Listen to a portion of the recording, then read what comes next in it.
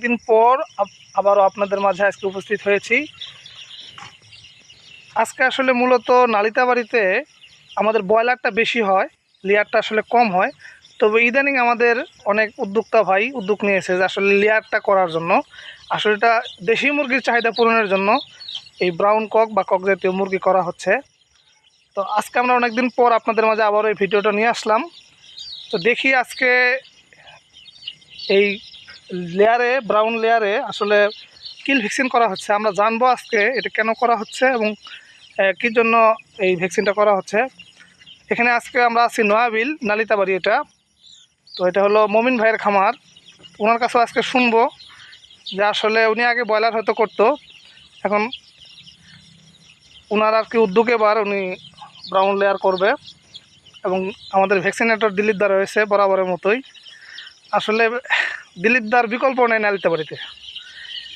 হ্যাঁ, তো মমিন ভাই এটা কিসের ভ্যাকসিন করতেছেন আপনারা আজকে, একটু যদি আমাকে বলতেন ভাই। দর্শকদের উদ্দেশ্যে।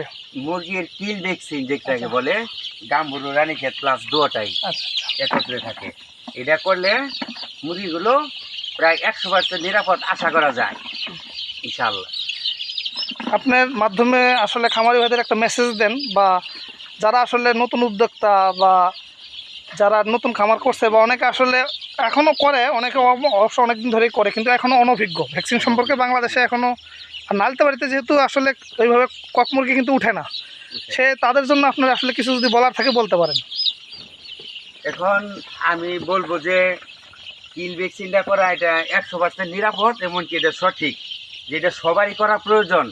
যারা খামারি আছে বা নতুন যারা খামার দিতে চান, যে আমরা সকল খরচই বহন করি, কিন্তু ভ্যাকসিনের ব্যাপারে যে কৃপণতা করি, এর জন্য আমাদের অনেক লসের সম্মুখীন হতে হয়। দেখা যাইতেছে এর ভ্যাকসিন না করার কারণে পরবর্তীতে ডাবল ওষুধ খরচ চলে আসে। তাই ভ্যাকসিনটা আমরা সবাই করব, এমনকি সবাই নিরাপদে থাকবে। ধন্যবাদ মমিন ভাই। দিলীপদা আছে আমাদের এখানে এবং পানি সম্পদ অধিদপ্তর আছে, যারা নতুন উদ্যোক্তা হতে চান বা করেন ওনারা পরামর্শ নিতে পারেন। তবে দিলীপদা যেহেতু দীর্ঘ প্রায় এই পেশার সঙ্গে 20-25 বছর জড়িত, ওনারও অনেক অভিজ্ঞ। আসলে ওনার কাছে কিছু জানতে চাই যে উনি আপনাদের উপকারী হবে এবং আমাদের সবারই উপকারে আসবে, এবং কোন কোন কোম্পানির ভ্যাকসিন হয় এগুলা ওনার কাছে আজকে সবই জানবো আর কি। দিলীপ দা একটু যদি দর্শকদের উদ্দেশ্যে কিছু বলতেন। আমরা এখানে ব্রাউন কক মুরগির গাম্বুরে এবং রানীক্ষেতে কিল ভ্যাকসিন করছি। এটা আজকে 7 দিন বয়সে ভ্যাকসিনটা চলছে। এর আগে রানীক্ষেতে লাইভ করা হয়েছে, এখন কিল করা হচ্ছে।